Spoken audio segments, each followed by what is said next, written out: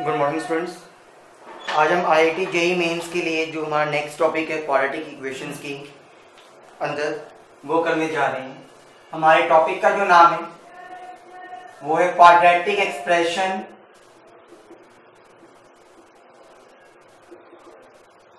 And their graphs, और उनके graphs के बारे में देखेंगे हम। समझे? तो हमें ग्राफ्स के बारे में स्टडी करना है बेसिकली। अब एक बात को नोटिस करिएगा, सबसे पहले जो जनरलाइज्ड क्वाड्रेटिक एक्सप्रेशन होता है ax² प्लस bx प्लस में c, ये कोई भी एक क्वाड्रेटिक एक्सप्रेशन है। अगर मुझे यहाँ पे ग्राफ बनाना है तो आपको एक ही चीज नोटिस करनी है, मेरे पास कंडीशंस क्या होंगी। If a is greater than 0, यानी कि a मेरा 0 से बड़ा यानी कि पॉजिटिव है, तो आपके पास जो ग्राफ आएगा वो होगा कॉनकेव अपवर्ड।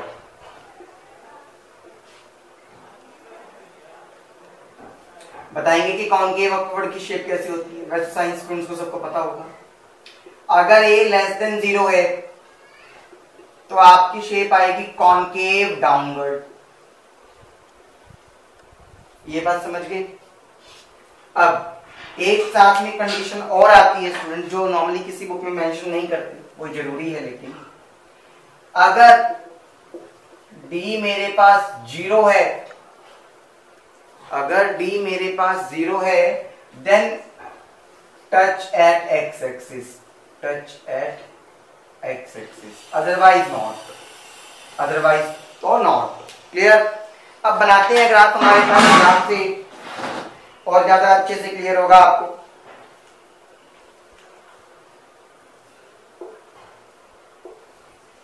आपको ये पता है,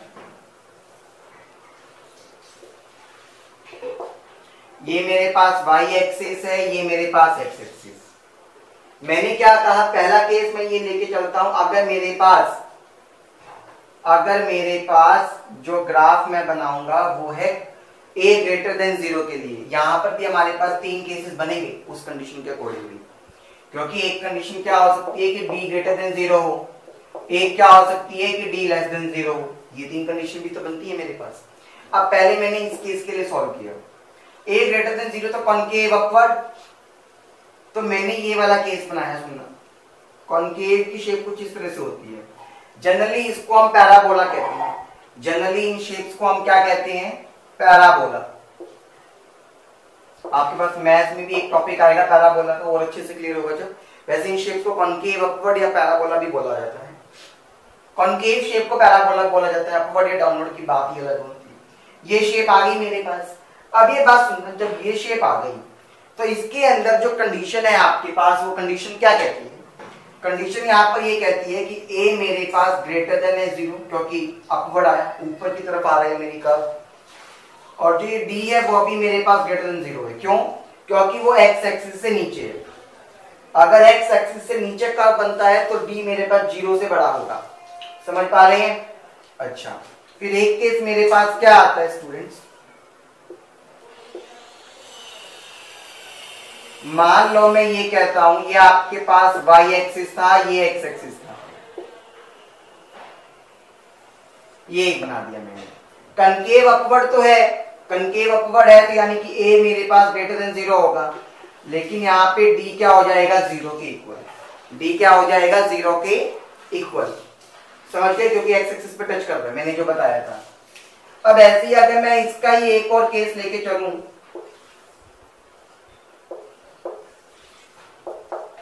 ये y एक्सिस, ये x एक्सिस, अगर मेरे पास कहीं ना कहीं वो x एक्सिस से ऊपर की तरफ आ जाता है, कनकेव अपवर्ड तो है क्योंकि आपका ऊपर की तरफ जा रहा है,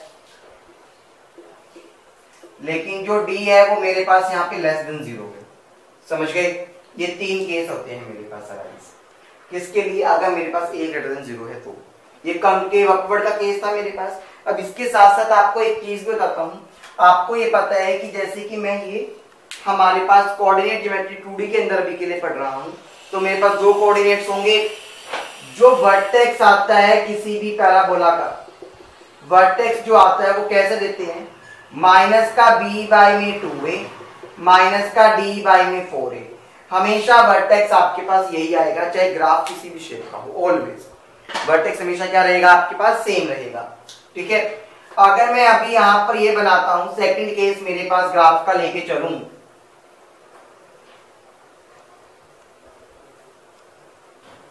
सेकंड केस लेके चलने का मतलब वो स्टूडेंट्स कि जैसे कि मान लो मैंने ये कहा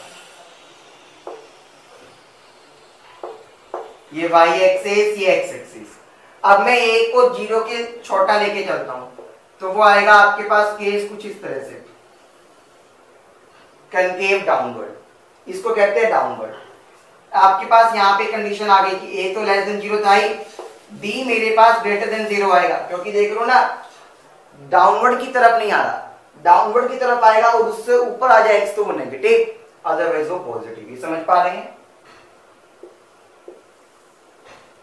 देखते हैं। अब आप तो समझ ही चुके होंगे कि सर अगर आप कुछ इस तरह का ग्राफ बनाएंगे तो आपको पता है डाउनवर्ड आ रहा है तो a तो मेरे पास लेस देन 0 होगा और जो d है वो 0 के इक्वल होगा। समझ गई? अच्छा, इसी तरह से मेरे पास एक केस और आया, वर्टेक्स में आपको बता ही चुका कैसे निकालते हैं सभी। वर्टेक्स का फॉर्मूला मेरे पास हमेशा सेम रहता है। अगर मेरे पास यहाँ पर ऐसी शेप आ जाए तो इसका मतलब a तो लेस देन 0 है क्योंकि डाउनवर्ड आ रहा है, और d क्या हो जाएगा मेरे पास, वो भी लेस देन 0 हो जाएगा यहाँ पे। ये बात समझ पाए हैं? अच्छे से समझ पाए हैं सभी? अच्छा, ये मेरे पास क्या थे, ग्राफ क्वाड्रेटिक इक्वेशंस की।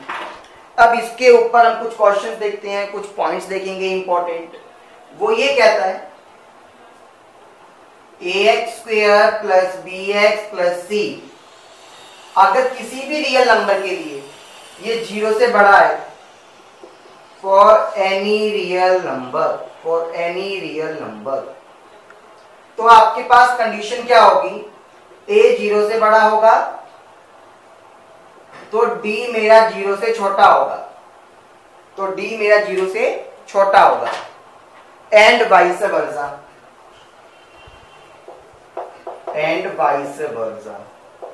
कहने का मतलब अगर a लेस देन 0 है तो वो d मेरे पास ग्रेटर देन 0 होगा उस केस में। समझ गए यहां तक अच्छे से? चलिए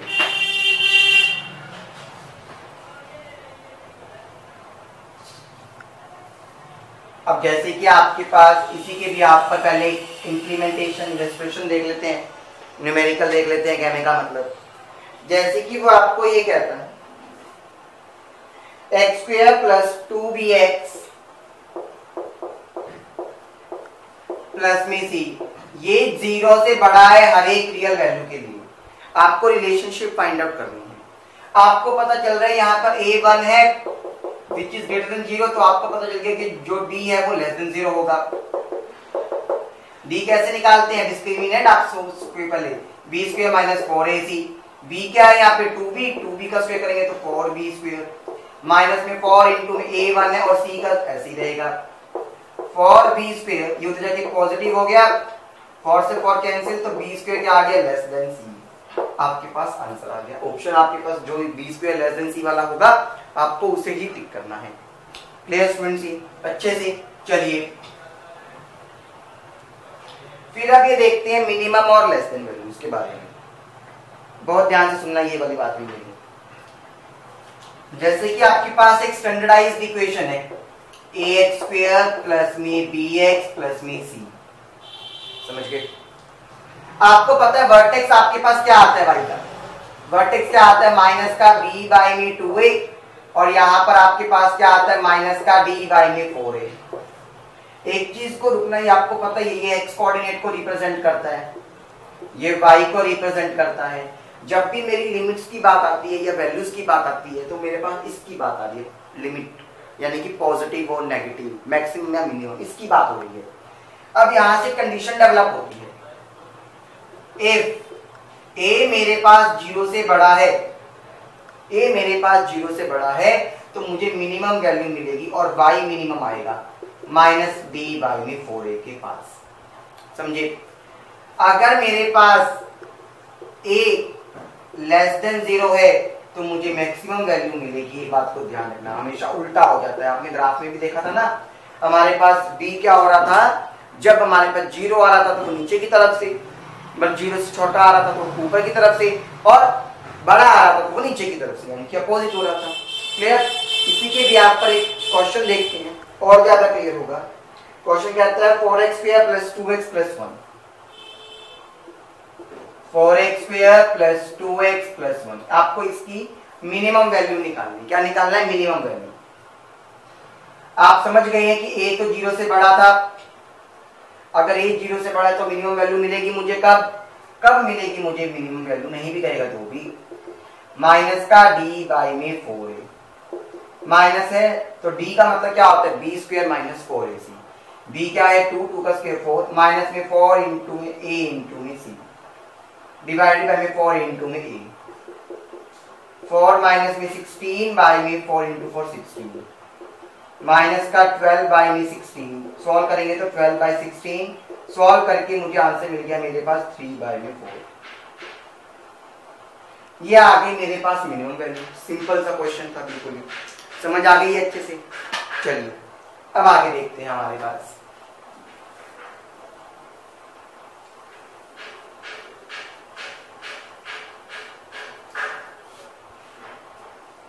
अब आपके पास जैसे कि एक क्वेश्चन कहता है, ठीक है, क्वेश्चन ये है आपके पास y = x² - 2x - 3, ये दिया हुआ है। आपको रेंज निकालनी है y की। क्या निकालनी है आपको? रेंज। फर्स्ट पार्ट में जो आपके पास वो कहता है when x belongs to capital R, यानी कि रियल नंबर से बिलोंग करता है। किससे बिलोंग करता है? मेरे पास रियल नंबर से बिलोंग करता है x मेरे पास जब।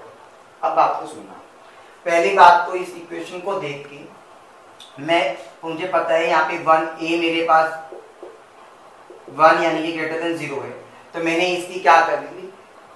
मिनिमम वैल्यू को निकाल दिया। y मिनिमम आपको पता है क्या आएगा? y मिनिमम आपके पास आएगा माइनस का d बाई में 4a, माइनस b² यानी कि 4, माइनस में a इंटू में माइनस माइनस का प्लस, समझ गए? 4 इंटू में 1। आप देख पा रहे हैं मेरे पास यहाँ पे जो वैल्यू, अच्छा b² यानी कि माइनस का 4 प्लस 2 का स्क्वायर 4, माइनस माइनस प्लस हो जाता है 4 इंटू में, अच्छा 4 भी आएगा, 4 को तो 16 बाई में 4। आप समझ गए आंसर? मेरे पास क्या आएगा? माइनस का 4 आएगा। आपको एक चीज क्लियर हो गई कि मेरे पास आंसर क्या आ गया? माइनस का 4 आ गया मिनिमम वैल्यू के लिए। समझ गए? आपको x का कोऑर्डिनेट भी निकालना चाहिए। x की कोई मिनिमम या मैक्सिमम नहीं, x का कोऑर्डिनेट होता है। माइनस का आपको पता है क्या था? b बाई में 2a, यही था ना आपके पास माइनस का b बाई में 2a। अब ये देखिएगा माइनस b बाई में 2 इंटू में a, 1 आ गया। ये आपके पास x का कोऑर्डिनेट है। अब जब भी रियल नंबर के लिए करूंगा तो मुझे कोई झंझट ही नहीं करना, हमेशा मेरे पास मिनिमम वैल्यू से मैक्सिमम तक जाएगा। तो मेरे पास रेंज क्या आ जाएगी? इनफाइनाइट तक आ जाएगी। रियल नंबर के केस में तो कुछ नहीं करना, सिंपल हो गया ये। क्लियर? अच्छे से। फिर अगर मैं बात करता हूं मेरे पास इसी क्वेश्चन में सेकंड पार्ट की, बड़ा इंपॉर्टेंट है वो कहता है अगर मेरे पास x करता है 0 से 3 के बीच में बिलोंग, x 0 से 3 के बीच में बिलोंग करता है। x आपके पास 1 था यानी कि वो इसको लाई करवाता है। आपको ऐसे केसेस में क्या करना होता है? एक बार f(0) निकालो लोअर लिमिट के, तो आपको पता है आंसर आपके पास -3 आएगा। इसमें 0 पुट करेंगे तो एक बार आप क्या निकाल लो? 3 निकाल दो। 3 के लिए करा तो 3 का स्क्वायर 9, माइनस में 6 माइनस में 3, 0 आ गया आपका आंसर।